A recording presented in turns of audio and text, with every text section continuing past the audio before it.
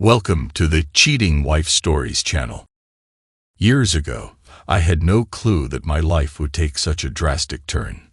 Back then, I was an ambitious lawyer, focused on winning every case. My clients were often unsavory characters, some even dangerous, whose names were whispered in circles I wasn't always proud to be associated with. But I thrived in the chaos, quickly realizing that law wasn't just about justice. It was a game of strategy. My ability to navigate this shady terrain earned me both wealth and notoriety. The deeper I went, the more entangled I became, forming alliances with those who could shift things in my favor. As time passed, my moral compass shifted, leading me to make decisions that left me indebted to men like Sergeant Devin Cross. Despite his upstanding nature, our paths crossed during the worst time in his life. That encounter would later come back to haunt him, linking us in an unspoken contract. He owed me after I saved his family's home from foreclosure, and it wasn't long before I called in that favor. What neither of us could anticipate was how this debt would bring unwanted attention to both of us. Falcon's Nest, a bar and grill along the aging Route 7, sits at the intersection of 3 counties, just outside town. Known as a hangout for local law enforcement, it might not seem like an ideal spot for a discreet meeting, which is why it was perfect for me. I pulled into the parking lot, already crowded, and headed inside. For a cop bar, Falcon's Nest was surprisingly upscale, with a spacious bar and plenty of seating. It was the last Friday of the month, busy but not overwhelming, ideal for a conversation with Sergeant Cross. The crowd made the meeting appear casual, not suspicious. When I walked in, most of the patrons greeted me with hostile stares. I expected it given that I was suspected of liquidating my unfaithful wife and her lover, a police detective. Of course, there was no charge, no bodies, no evidence. The couple and their car had vanished without a trace. Still, in their eyes, I was guilty. I had motive, and as a lowly lawyer, I needed proof. When Devin arrived, he didn't look thrilled with my choice of venue. He was tall, well-built, and could only be described as honorable.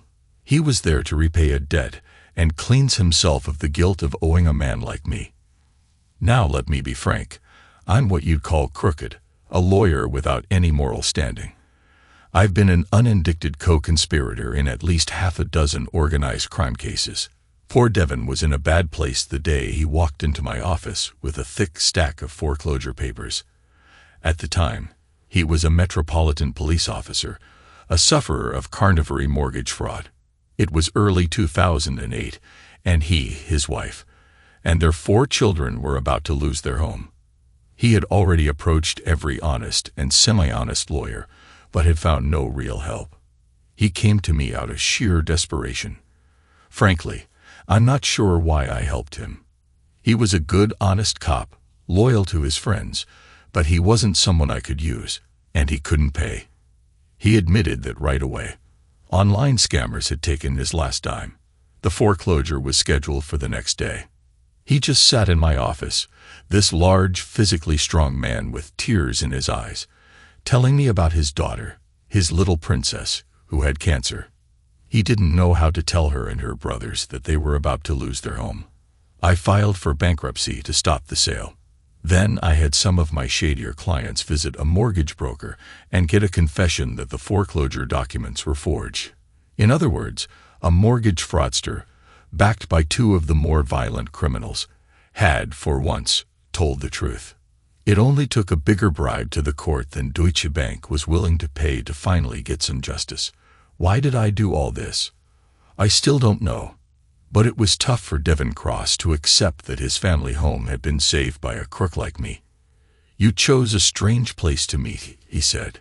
"Even someone like me has a conscience. I didn't want you to feel obligated by helping me. So you picked this place?" he asked as Lottie, the barmaid, approached. "What can I get you, Bruce?" she asked. She and I had a long history of harmless flirting, and me giving her way too much advice. She had a young son and no man at home, having made the mistake of choosing looks over reliability. There was tension in Lottie's expression. Everyone believed I was guilty, so I must be, which meant that anyone seen with me would suffer.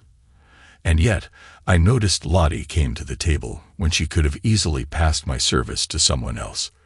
Lottie was a good friend. As it turned out, I had more people like her than I realized. I didn't want them to suffer for staying loyal to me. I needed to fix my life and show people they could feel comfortable around me again. Devon Cross stood in my way, offering me a lifeline, but I had to make the most of it. "Get us 2 Boston beers, Lottie," I said. "I have to say, counselor, you've got guts coming in here where Paul Moreno's friends and colleagues hang out," Devon said. Paul Moreno was the guy who seduced my wife and dragged me into all this trouble. He, his Ford GT, and my wife vanished on the night of March 17th. St. Patrick's Day, after back-to-back thunderstorms flooded 3 counties around Schoharie Creek. In any of the western states, it would have been called a river, but here it's misleadingly called a creek, a name that's caused plenty of suffering.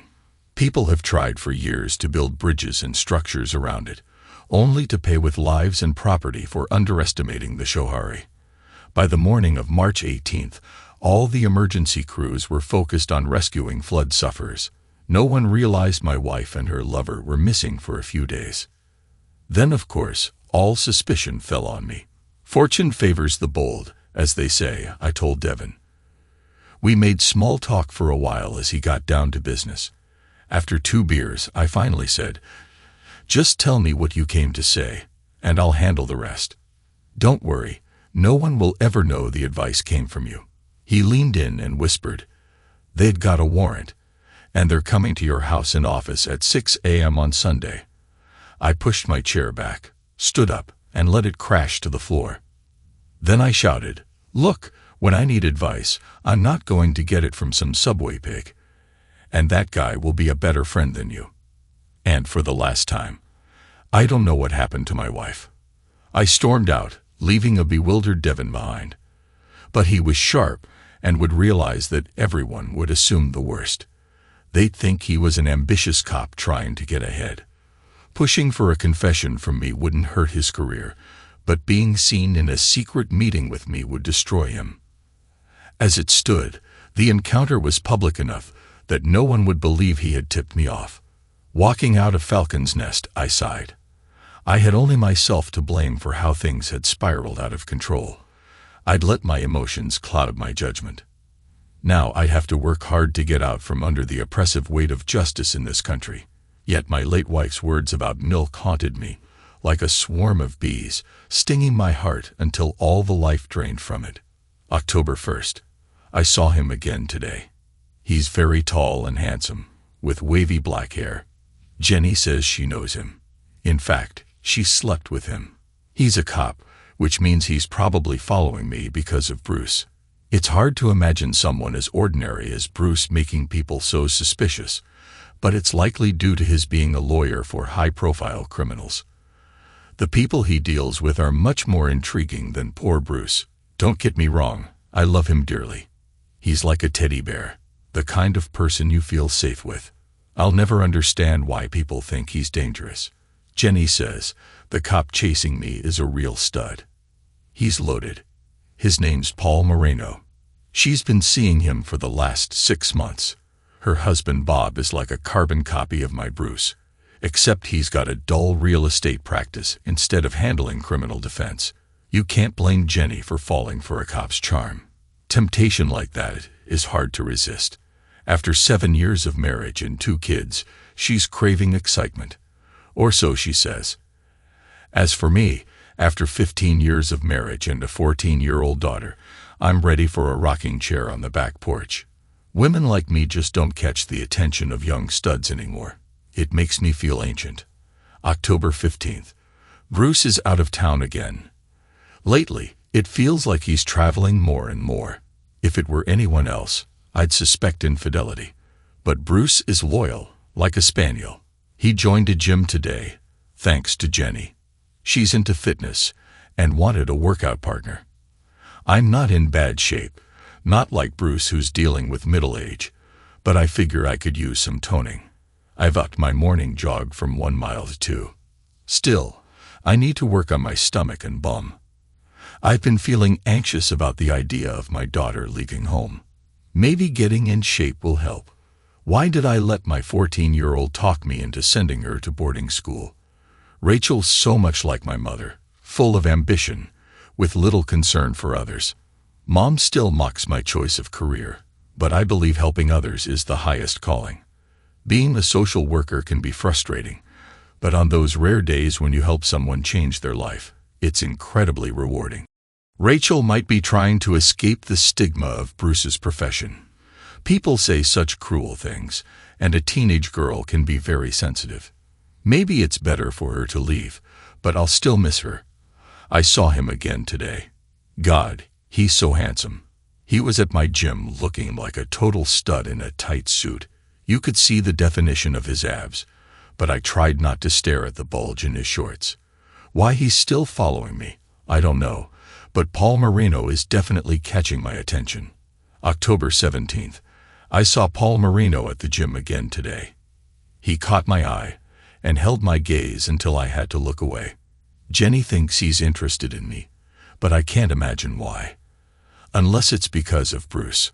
I've been thinking about Paul a lot lately. It's just a harmless fantasy, right? Nothing wrong with that. November 2nd. I voted today, though it probably doesn't matter. As I was leaving the polling station, I saw Paul again. He wasn't even trying to hide.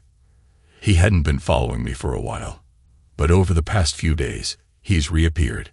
He actually said hello this time, so I stopped to talk. "Are you following me again?" I asked, turning to face him.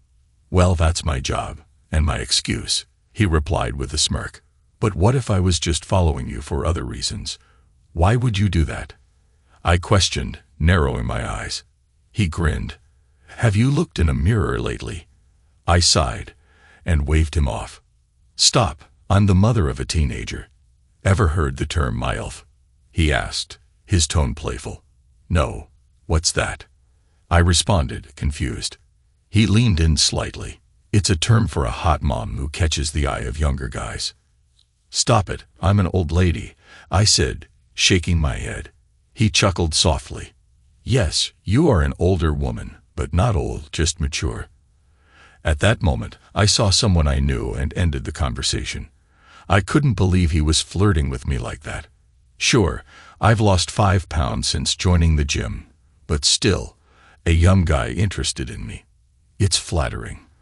I used to feel intimidated by all the younger women with their fit bodies, but getting a personal trainer and sticking to it is clearly paying off. Bruce has noticed too. He just sent me 2 dozen roses.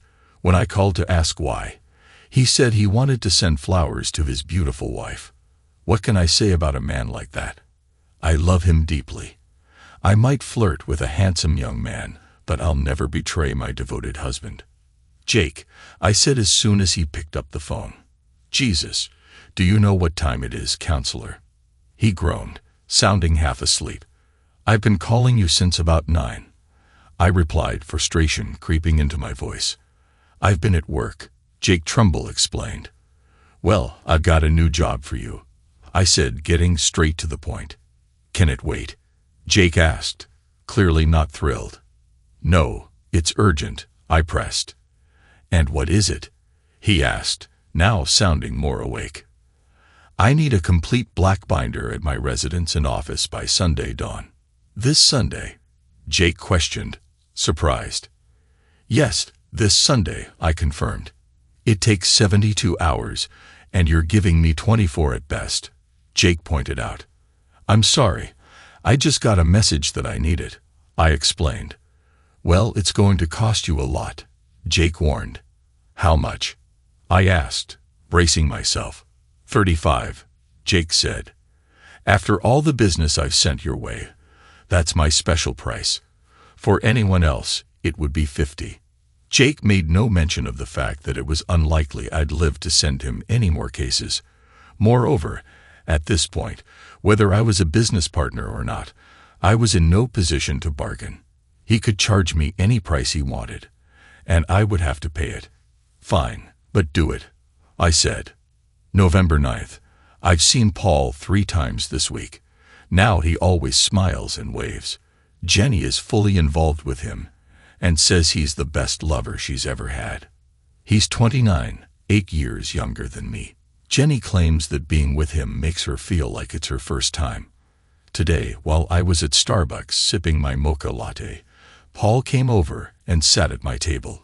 He didn't say anything for a long time, just looked at me, and I kept ignoring him. Finally, he broke the silence.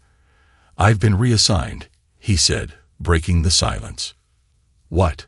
I asked, confusion creeping into my voice. "I'm no longer officially following you," he explained. "And what does that mean?" I asked, still trying to understand. "Well, for starters, it means my superiors don't believe you're involved in any crimes your husband may have committed," he said calmly. Then, unexpectedly, he reached across the table and placed his hand over mine. "But it also means I can finally tell you how much I like you.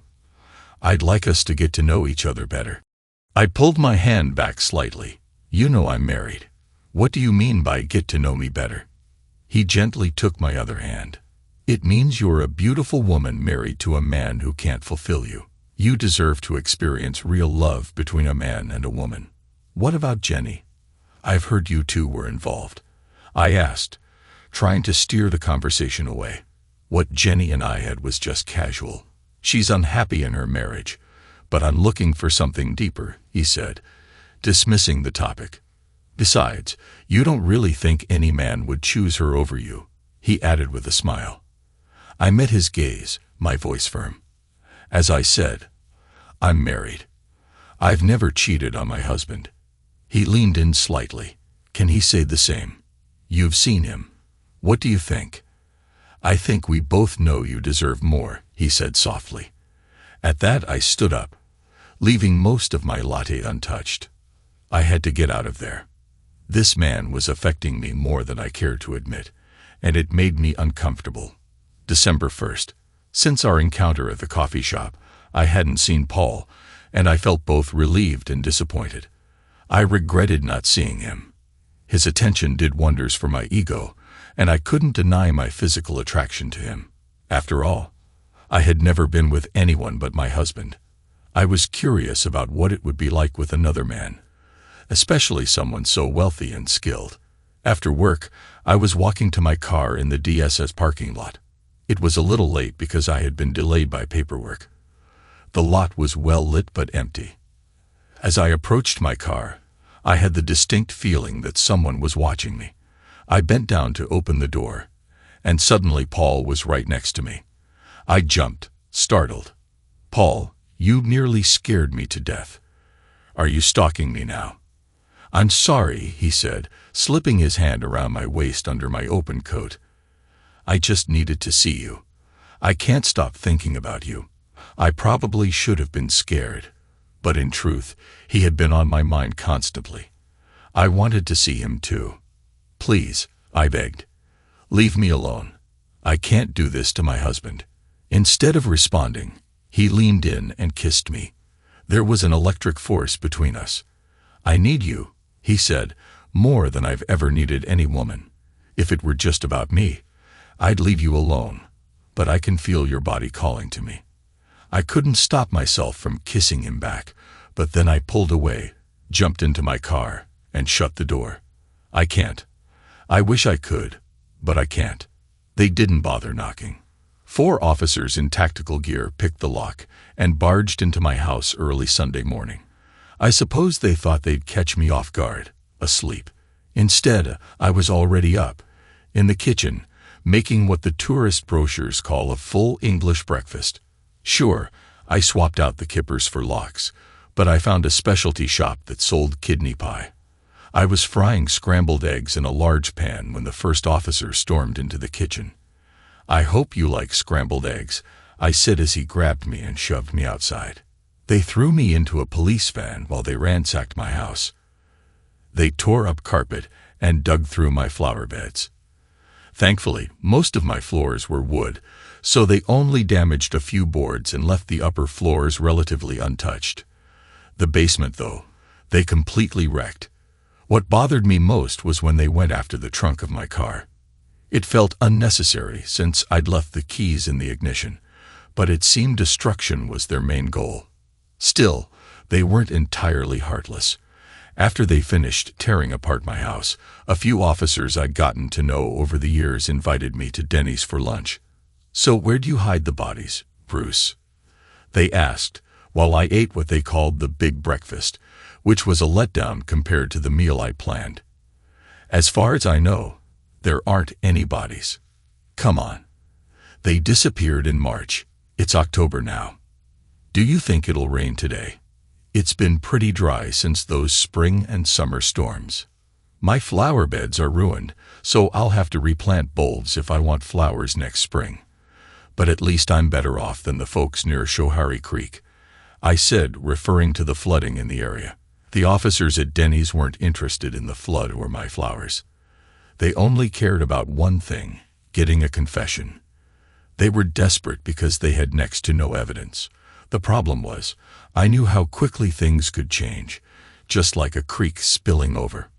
"You might not see those spring flowers, but you'll feel better if you help us out. We know you had your reasons. Maybe you just lost control. Stop being a lawyer for once and own up to it. We'll work with you." "I don't think it'll rain. Looks like we're in for a drought after all that wet weather. I'll stop by Lowe's later for some light bulbs." "Okay, have it your way, lawyer. But cop butchers get the end penalty in this state. You might want to think long and hard about that." December 9th, I had one hell of a day. We got an early call. 5 kids in need of protection. Normally I don't work with Child Protective Services, but it's the busy season. With a bad flu outbreak and people taking time off for the holidays, we were short-staffed and had to be flexible. Still, placing 5 children under 7 in emergency care was no easy task. By 4 a.m., we had placed the children and set up support for the new foster parents. I was feeling pretty good about it until the state foster care department called, unhappy with the placement.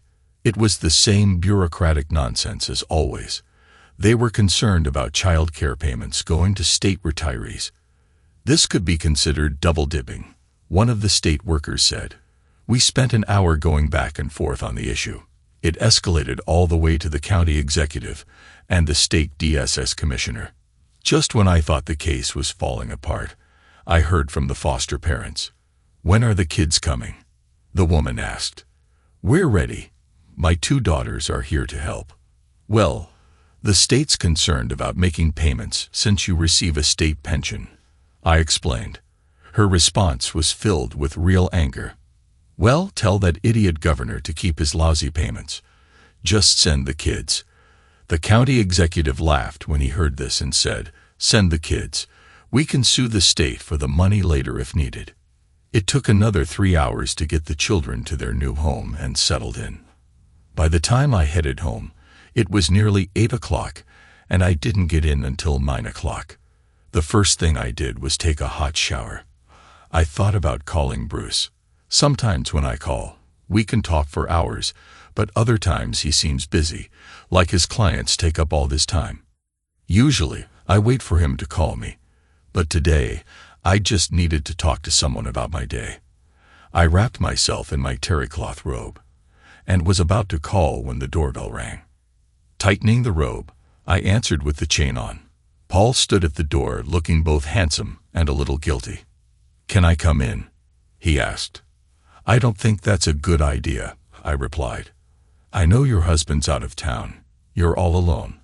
I just want to come in for a little while, maybe have a cup of coffee and talk." "I can't, Paul," I said. "You can trust me." He smiled gently. "It's not you I don't trust. It's me. Please, just for a few minutes." For some reason, I let him in. I made us some coffee, and we sat on opposite ends of the large sectional couch. As I sat down, I adjusted my robe, which felt too short for the situation. "Relax," he said, noticing my discomfort. "I'm not here to take advantage of you. I'm just a friend. I heard you had a rough day." "Yeah," I replied, and as we talked about my day, I started to feel more at ease. I convinced myself that there was nothing wrong with two people having a drink. We switched from coffee to wine and ate frozen pizza for dinner. It was nearly midnight when Paul finally said what he had come to say. "Elaine, I'll always be your friend, but I have feelings for you, deep feelings. What I'm feeling for you is love." His words made me tense. "Please," he continued, "let me finish. Your husband is in New York right now, meeting with organized crime members and their anti-surveillance expert. They're plotting how to beat the government's wiretapping. These are dangerous people, and he's helping them." "Stop. I don't want to hear this. Bruce isn't here to defend himself, and it's not fair. You're loyal, I see that. But is it fair to you to be tied to a man like that? When I followed you and fell in love, I saw what a kind, caring woman you are. You help people. You're a saint who married the devil. But no matter what happens, I'll always be here for you." Over the course of the evening, we had gradually moved closer on the couch. I knew it was wrong, but I couldn't stop myself. We both knew where things were headed, like a runaway train that couldn't be stopped. Then I heard the phone ringing. It had probably been ringing for a while, and suddenly it was clear who was calling. "Bruce," I said, breaking away from Paul's grip. It was Bruce. "Just checking in," he said. "Sorry. Did I wake you?" I lost track of time. I braced myself and tried to have a normal conversation. Bruce was chatty, going on and on, while I watched Paul grow more impatient. Finally, he gave me a sad smile and quietly left. Bruce's call had saved me from crossing a line I could never uncross. But did I really want to be saved? The DA's conference room had a worn-out look, as if it hadn't been updated in the last 20 years. Tanya Marshall, the daughter of a former state senator who had dodged prosecution and secured her a job in the DA's office, now served as the DA herself. She wasn't better or worse than the others, just another person in power who oppressed the poor while complaining about the rich affording lawyers. "Where's your tool, Mr. Gray?" she asked. "We didn't find it when we searched your house." "A tool," I said. "A Smith & Wesson 44 Magnum. Registered to you. It's missing." "It is. This is the first I've heard of it. It was in the top drawer of my nightstand." "Is it really gone?" "This would be easier if we were honest with each other," she said. "Sure, go ahead and start. What evidence did your officers supposedly find in my house?" "All in good time," she replied. "Well then, I'll answer your questions on my own time," I said, standing up. With that, she handed me a notice of my right to appear before the grand jury. That was the real point of the meeting. I had no intention of going. The outcome was clear. I was going to be indicted for 2 liquidations. The DA had no choice. They'd broken into my wife's desk and taken her diary. They knew all about her affair. Of course, to someone like Tanya, it read like a tragic love story. My perspective was different.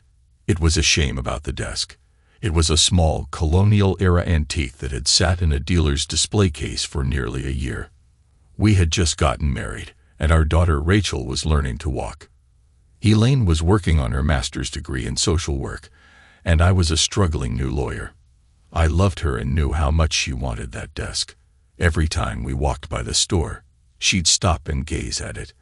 I saved every penny I could, but when I finally went to buy it for our anniversary, it was gone from the window. I went inside and asked for it, and the manager said it had been moved to the back. When it was delivered to our little apartment, Elaine was overjoyed. Over the years, I watched her sit at that desk, thinking how lucky I was to have her. Love is made up of those little moments. Her excitement over that antique desk, our daughter's first steps, buying our first house, Elaine's pride when she earned her master's degree. All those moments combined, they form what people call love. When they opened the desk and found the journal, I suppose I could have left the drawers unlocked. But then they might not have noticed the diary. Locking them made it stand out, and I needed them to find it. Still, the destruction of the desk stung. Maybe it made me realize that Elaine was really gone. The diary had the effect I expected. Its contents leaked quickly, and the pressure on the DA's office ramped up. They had what they saw as proof, and the public knew about the affair. My unfaithful wife and her lover had become a modern-day Romeo and Juliet. January 2nd. I can't do this, can I? Jenny just laughs at my hesitation. What's wrong with you two? Your husbands are out of town. You go to his apartment, and no one will ever know. It's that simple. How am I ever going to face Bruce again? I asked, feeling the heavy weight of guilt. I don't care what people say about him. He's always treated me well. What am I supposed to say if he finds out? Blame him for leaving you alone all the time, Jenny suggested, casually brushing aside my worries. He doesn't really leave that often, I muttered, trying to defend Bruce despite my internal struggle. And when we're together, we have a good marriage. It's just that Paul makes me feel things I've never felt before. Like I said, Bruce won't find out. And if he does, just do what I did with Bob, Jenny said, her voice indifferent. What did you do? Remember the day we arrived here and Bob looked so upset? Yeah, I remember. At one point, he asked to lie down in the bedroom. He looked almost sick. Well, he found out I had slept with Paul, and I told him everything. I told him I still loved him, but that there was nothing he could do about it. I said a man like Paul knows how to treat women. Bob probably wanted to eliminate him, but physically, he couldn't take on Paul. You're lucky Bob doesn't own a tool, I said, knowing Bruce wasn't the type to react that way. Honestly, I added, thinking it over, I don't think Bruce would handle it like Bob did. I have a feeling he'd do something about it. But Jenny insisted I was wrong. We talked about how much Bruce loves me, and she said he'd handle it just like Bob. But deep down, I knew Bruce was different. I'd seen Paul about 6 times in the last 3 weeks. We were never truly alone, but I noticed him watching me. Maybe he was watching Bruce too. Today, Bruce was home and being very attentive. Paul slipped me a note. It had an address, a date, and a time. I'm pretty sure it's the address of his apartment, and the time is when Bruce will be in New York.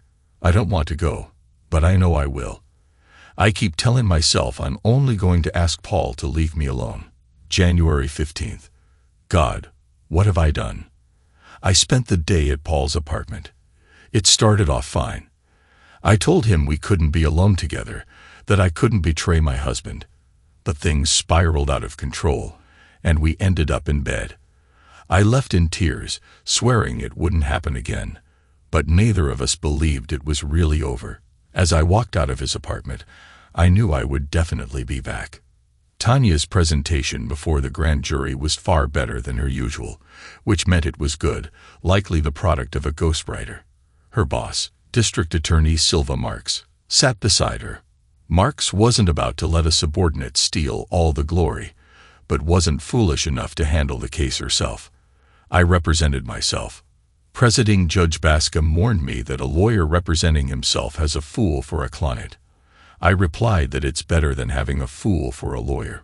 Bascom would do whatever he could to ensure justice was served, meaning I'd be convicted. He'd bend over backward to support a weak prosecution and twist the concept of reasonable doubt into something closer to guilty until proven innocent in his instructions to the jury. My only concern was that someone might notice I had an ace up my sleeve, waiting for the right moment to play it. I had the truth on my side, while they had the tragic romance of Romeo and Juliet. The lovers were a police officer and my wife, a social worker. I was cast as the villain. Whether I was innocent or guilty didn't matter. Life isn't fair, and justice rarely finds its way into the courtroom. Sergeant McVeigh, did you open the trunk of the defendant's car? Tanya asked her first witness. Yes, the car immediately raised my suspicions. It was an old brown Toyota Camry, not what you'd expect from a high-priced lawyer. It's very unremarkable with a large trunk, McVeigh said, setting the scene for the jury. I see, Tanya said, flashing a smile at the jury, subtly suggesting I was being sly.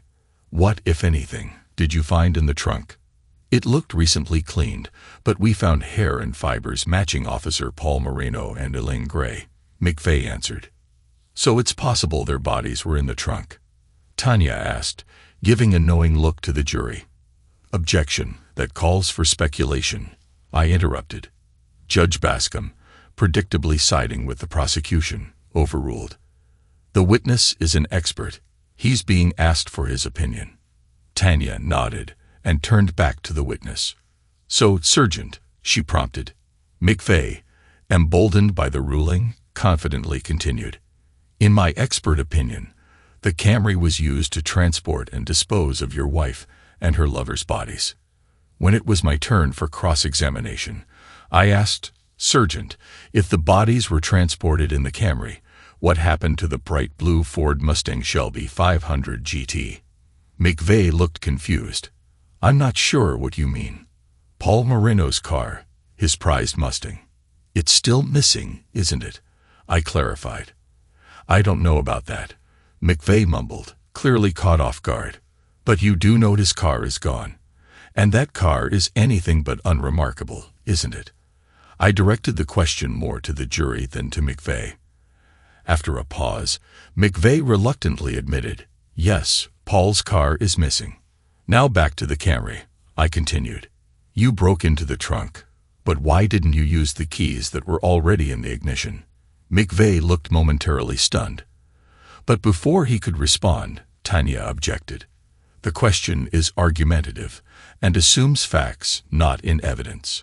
The judge unsurprisingly sustained the objection. There was no point in pressing further. McVeigh could only look sheepish as he retreated. Next, the prosecution called investigator Kim Ng to the stand. Ng eagerly informed the jury about pulling up the carpet in my basement and discovering traces of blood. Were you able to identify this blood by type or DNA? Tanya asked, her tone heavy, as if building up to something damning. No, it was too decomposed, Ng replied. But there was a strong smell of bleach in the basement, which is why I suspected we'd find blood. Bleach is often used to clean up blood stains. When it was my turn to question Ng, I kept it brief. The basement was the laundry room, wasn't it? I asked. Yes, Ng confirmed. You expected to find bleach in a laundry room, didn't you? I pressed. I can't say. It depends on the person doing the laundry, Ng answered evasively. The 7 women on the jury didn't seem to agree with Ng's attempt to dodge the question. But then came the real drama, the reading of my wife's diary. January 16th. I feel both guilty and like I'm floating on air. I can't stop thinking about Paul, his incredible body, and how he made me feel. But the guilt over Bruce is eating at me. For the first time, I want to believe all the terrible things people say about him, but I know they're not true. Bruce has always been so loving, and I've repaid him with the ultimate betrayal. I feel like my guilt is written all over me, as if Bruce will look at me and instantly know what I've done to him, to us. The desk I'm writing at was a gift from Bruce, bought at a time when we didn't have much money. It's a real antique. I used to stop and admire it in the store window, even though I knew we couldn't afford it. Despite our struggles, I stopped using birth control, a decision I made on my own. Bruce never criticized me for it. He was thrilled when I got pregnant. Even when we were struggling financially, he somehow found a way to buy me this extravagant gift, my loving husband of 15 years whom I've betrayed so easily. I keep going back and forth. Should I never see Paul again? Or should I run straight into his arms? When Bruce gets back from his trip tonight, maybe he'll sense what's happened, and that will end it one way or another. I don't know what I'll say to him. I don't want to hurt him. January 17th. Nothing happened last night. If Bruce suspects anything, he didn't show it. Still, our interaction felt off, like there was a distance between us. Maybe I'm imagining it because of my guilt. Bruce seemed tired, so I'll just have to wait and see. I left for work early this morning, barely able to look him in the eye. I had barely made it to work when Paul called. We chatted until I had to get back to my job, and somehow, talking to him lifted my spirits. It gave me hope that everything would work out. I have to admit, What I feel for Paul is love. Maybe not the same love I have for Bruce, but it's something I've never experienced before. January 19th. I took a long lunch today. Not really for lunch, but to meet Paul at his apartment. He works the 4 to midnight shift, so we had a couple of hours together. When I got home, Bruce seemed calm, but I can't shake the feeling that something's different between us. There's a distance I can't quite figure out. February 12th. This past month has been chaos. My affair with Paul has intensified. We see each other at least twice a week during the day, and when Bruce is out of town, which has been happening more often, we meet in the evenings. Paul told me that Bruce is involved with some very dangerous people. The FBI is concerned because Bruce is helping them with anti-surveillance technology, blocking their warrants. The equipment is illegal that can be purchased with special permits. Paul didn't say it outright, but I know he's still monitoring Bruce. I should be thankful Paul always knows where Bruce is.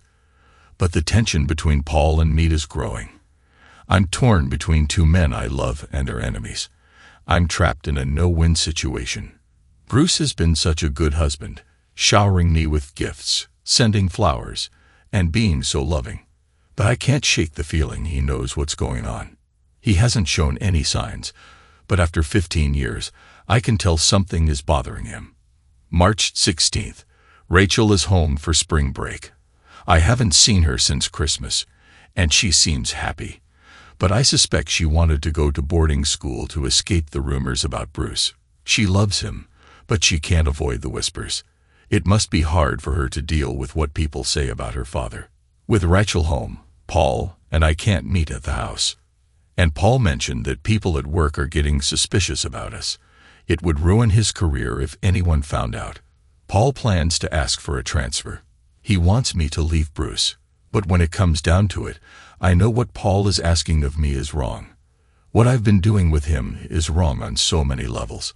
Seeing Rachel reminds me that I'm first and foremost her mother and Bruce's wife.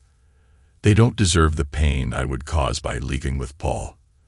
The hurt I would inflict on my family far outweighs the pain I'll feel losing Paul. I think I'm finally coming to my senses. This passion for Paul has clouded my judgment. I need to do the right thing. When I see Paul tomorrow, I'll end it. It will hurt him, but he'll survive. Jenny is waiting for him. I know that. She's young and beautiful, and her husband can't stop her infatuation with Paul. A man like Bob doesn't stand a chance against someone like Paul. People say Bruce isn't like other men. Would Bruce hurt Paul if he found out?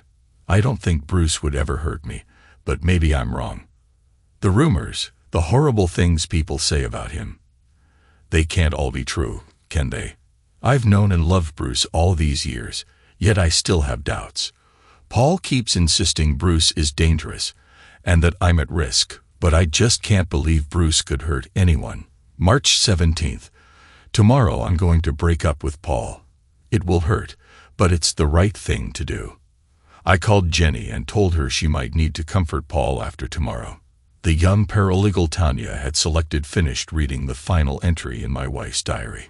The prosecution had aimed to paint me as a jealous, abusive husband who came between two lovers, but Elaine's diary didn't quite support that story. After all, she had chosen to stay in our home instead of running off with the man who tried to steal her. Paul Moreno was a homewrecker, a man who knew my wife was happily married, but pursued her anyway. Maybe he believed the rumors law enforcement spread about me, or maybe he thought he was rescuing the woman he loved. But in the end, the two lovers waited too long and met a tragic end. In a case like this, there are so many what-ifs. What if Elaine had confessed to me earlier, or what if they had ended the affair sooner? Who knows how things might have played out, but none of that mattered now. What mattered was saving my life. After hearing Elaine's diary, the jury was already leaning toward conviction, and everyone in the courtroom could sense it. I had a long list of witnesses, but only one truly mattered. Jake Trumbull took the stand. On paper, he seemed like an ordinary witness. His expert report was 500 pages of technical details, with mention of a video buried on page 439. We started with his credentials. A degree in electrical engineering from RIT, service in Army intelligence, and 20 years in the FBI. Not bad. What I hadn't fully considered was that, after leaving the FBI, Jake had been hired by the same criminal organizations he once pursued for the government. He had become invaluable to me and others in battling government surveillance. "Mr. Trumbull, have you done any work for me in the past?" I asked. "Yes, several times," he replied. "And the last time you worked for me. What exactly did you do?" I inquired. "I installed a full video surveillance system covering both your home and office, inside and out. We call it Black Cover, designed to catch dirty deeds," Trumbull explained. "And what do you mean by dirty deeds?" I pressed. "The usual unauthorized entry to plant listening devices or evidence," he clarified. "And did you discover any such deeds?" I asked, leaning in slightly. "Yes. My team and I observed Sergeant McVeigh take the keys to a brown Camry, open the trunk, and dump materials from a bag inside. Later, he returned with other officers and broke open the trunk with a crowbar. They then collected what they called trace samples from the trunk." The courtroom buzzed with shock. Trumbull was in his element and submitted the video as evidence. Despite the prosecution's objections, Trumbull went on to explain how investigator Ng had planted blood in the basement.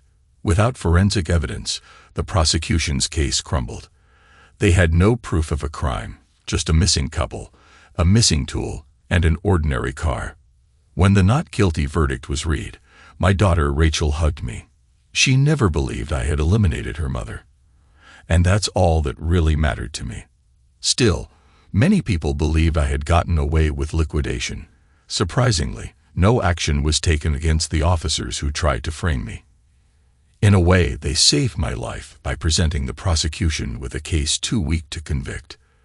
The long, dry summer revealed a blue Ford Mustang in the now exposed mud of Schoharie Creek. Inside the car, they found the bodies, crammed into the frame. It turned out the floodwaters had carried the car away, and then let it sink deep into the rushing creek. Elaine's purse with the GPS tracker I had planted was found along with her remains. Elaine had been right to be suspicious. I was collecting evidence of her affair. I loved her, but she had hurt me deeply. In my mind, Paul Moreno was the snake who had tried to destroy a good marriage. It broke my heart, but I was planning a divorce, not a liquidation. Still, the police wouldn't have believed that. My wife and her lover were dead, and even if I were a saint, they would have found me guilty. But I was no saint. Elaine's body lay beneath Paul's in the car. The autopsy revealed that they had both been shot, but the bullets were meant for Paul. They passed through him and into her. The double homicide was the result of a powerful weapon, a .44 caliber Smith & Wesson handgun, the same one that had disappeared from my nightstand. If the police had just been patient, they wouldn't have needed to plant evidence. The lover's story and the leaked diary had pushed them to act too soon. I had been set up, but skill and luck saved me. As an attorney, I took pride in my work. Law enforcement lamented that the system had been outwitted by a cunning lawyer, but in the end, I survived. Lottie set her beer aside, giving me a warm smile, then placed her hand on my shoulder in a show of support. We were at Chambers, the bar frequented by lawyers in town. Lottie had moved on to a new job, and I followed her here out of loyalty. Chambers was a much better spot for me to drink than Falcon's Rest, where the cops would never forgive me for beating them in court. Here, the regulars had a certain sympathy for a disgraced lawyer, a poor attorney with a ruined reputation. But that opinion wasn't entirely accurate. The clients I needed saw my acquittal on charges where I was clearly guilty as proof of my skills. The negative publicity had only made me raise my hourly rate and hire a young associate to help with the growing demand. Far from being tainted, I was becoming something of an anti-hero. Tanya, on the other hand, wasn't so lucky. She was forced out of the DA's office, made the scapegoat for the prosecution's failure. It didn't matter that she built her case on fabricated evidence. The public needed someone to blame, and she was the easiest target. Meanwhile, my career thrived. I had weathered the worst storm of my life, and ironically, it made me more successful than ever. I had a reputation now as a lawyer who could get the guilty off, deserved or not. At Chambers, I sipped my beer and leaned back, feeling the weight of recent events finally lift. My drinking buddy, Bob, another attorney, gulped down half his beer in one go. "Relax, Bob. No need to rush," I said. "I don't have a wife waiting for me at home, and yours isn't worth hurrying back to," I added with a smirk. Bob frowned, as he usually did when I mentioned his wife, Jenny. I think he finally realized that some women, no matter how beautiful, weren't worth the trouble. Jenny definitely fell into that category. "I'm sorry," Bob began, but couldn't quite finish. "Please," I waved him off. "I didn't ask for an apology. You must realize that given the situation, none is expected." "But I never meant to offend Elaine," he added, pleading. "Of course you didn't. It was an accident, Bob. A man like you isn't familiar with tools. You couldn't have known the bullets would go through Officer Moreno and strike the woman with him. And I object to calling what they were doing being with each other. They were screwing." Bob winced, clearly uncomfortable with the memory. "Exactly. He had the seats laid flat like a bed. You couldn't even see who was in the car." I was upset, freaking out after Jenny told me she was seeing him again. "Exactly. You were in a daze, barely aware of your actions. But tell me, did you wipe my tool for fingerprints before you planted it?" I asked quietly. Bob went pale, swallowing hard. "Probably, yes. I wasn't thinking straight. I stole it from your house during a visit. I planned to scare Paul to make him stay away. I knew you kept the tool in your bedroom." "I did," I said, staring into my beer. "It was a gift from a client. I kept it there to protect Elaine when I wasn't home." Bob nodded, and I wondered if he grasped the irony. The tool I had left to protect Elaine had been the one that eliminated her. "She told me she was going to see him again," Bob said, his voice shaking. "She told me, without any remorse. Paul needs some friendly reassurance," she said. "I couldn't just do nothing. I drove to where I thought they'd be. His car wasn't there, and I panicked. I called home, no answer. I jumped to conclusions.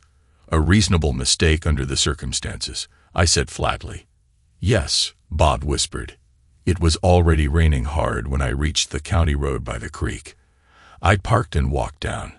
On a good night, the moon would light everything up, but the weather was bad. I heard them laughing in the car. Then she moaned, and something in me snapped. I fired without thinking. I don't even remember holding the tool anymore." Bob took a deep breath, clearly shaken by the memory. "I didn't know Elaine was in the car until much later. I'm so sorry, Bruce. Are you going to tell the police?" he asked, his voice barely audible. I shrugged. "It's not for me to judge you, Bob. I'm many things, but I'm no hypocrite." "But I liquidated your wife," Bob said, as if trying to confess again. "Yes, but it was an accident. Just bad luck. I don't know how the car ended up in the creek. I thought it would be found sooner, but when it wasn't, people started pointing fingers at me." "Naturally," Bob said, "but without the bodies or the tool, they couldn't prove anything. I put a GPS tracker in Elaine's purse, so I knew where the car was. I assumed the creek carried it off and let it sink. The evidence was always there. It was just a matter of time before they found it. I'm sorry for all of it. And I'm sorry people still think you did it. You should turn me in," Bob said, sounding resigned. I shook my head slowly. "We can't control what people think, Bob. And I'm not going to replace a convenient lie with an ugly truth. You're safe from me." "Then why did you invite me here?" Bob asked, clearly confused. "To give you this," I said, pulling a folded document from my jacket and handing it to him. "What is it?" he asked, eyeing the paper with suspicion. "My bill, of course," I replied calmly. "I've arranged one hell of a liquidation defense for you, Bob. But you defended yourself. And whose fault is that? I spent time and money. The responsible party should pay." and I must say, I did a damn good job. Bob looked at the amount on the bill. "It's not too bad," he said hollowly. "It was a great defense," I corrected. Bob sighed and pulled out his wallet. "Do you take American Express?" "Of course," I said, watching him swipe his card. He looked relieved that I'd keep his secret, and I knew Bob would carry his guilt for the rest of his life. As for me, I had done what I had to do to survive. In a world where innocence is assumed guilty, I had to use my wits. After Bob left, Lottie brought me another beer. She saw the look on my face and asked, "Are you okay?" I nodded slowly. "Yes," I said. Things are finally working out for the best, and as I sat there in the quiet bar, the weight of everything that had happened slowly began to fade. In the end, I had survived. And in this world, survival is all that matters. Thanks to everyone who took the time to listen to today's stories. If you enjoyed it, please consider liking and subscribing if you haven't already. Feel free to share your thoughts on the events in the comments below. Take care.